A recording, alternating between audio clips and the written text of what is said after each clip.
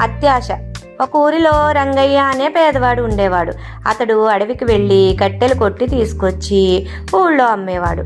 అతని భార్య కమలమ్మ. ఆమెకి ఆశ ఎక్కువ. ఒకరోజు రంగయ్య కట్టెల కోసం అడవికి వెళ్ళాడు. అక్కడ ఒక చోట వేటగాడు అల్లిన ఉచ్చులో ఒక బంగారు జింక చిక్కుకుని కనిపించింది. రంగయ్య జాలిపడి ఆ జింకను వలలోంచి విడిపించాడు. అప్పుడు ఆ జింక, "నువ్వు నా ప్రాణాలను రక్షించావు.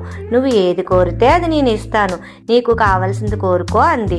"నా భార్యను అడిగి వచ్చి కోరుకుంటాను" అని చెప్పి ఇంటికి వచ్చి జరిగినదంతా తన భార్య కమలమ్మతో చెప్పాడు రంగయ్య. వెంటనే భార్య, "మనకు మంచి ఇల్లు కావాలని కోరుకోమని చెప్పింది."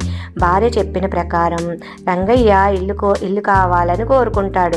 జింక రంగయ్య కోరిన వెంటనే ఒక ఇల్లు ప్రసాదిస్తుంది. కొంతకాలం గడిచింది. కమలమ్మకు మేడలో ఉండాలన్న కోరిక కలిగింది. భర్తను అడవికి పంపింది. రంగయ్య వచ్చి అడగగానే బంగారు జింక మేడను కూడా ఇచ్చింది. మరి కొంతకాలానికి కమలమ్మకు నా రాజ్యానికి రాణి కావాలనే కోరిక కలిగింది.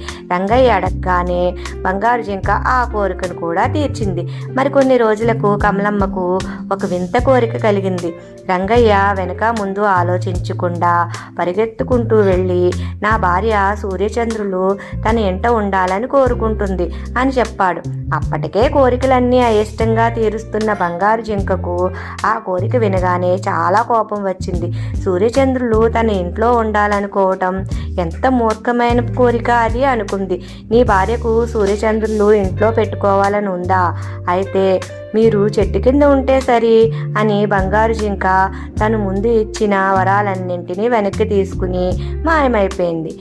రంగయ్య ఇంటికి తిరిగి వచ్చేసరికి కమలమ్మ ఒక చెట్టు కింద దిగాలుగా కూర్చుని ఏడుస్తూ కనిపించింది. నీతి దురాశ దుఃఖానికి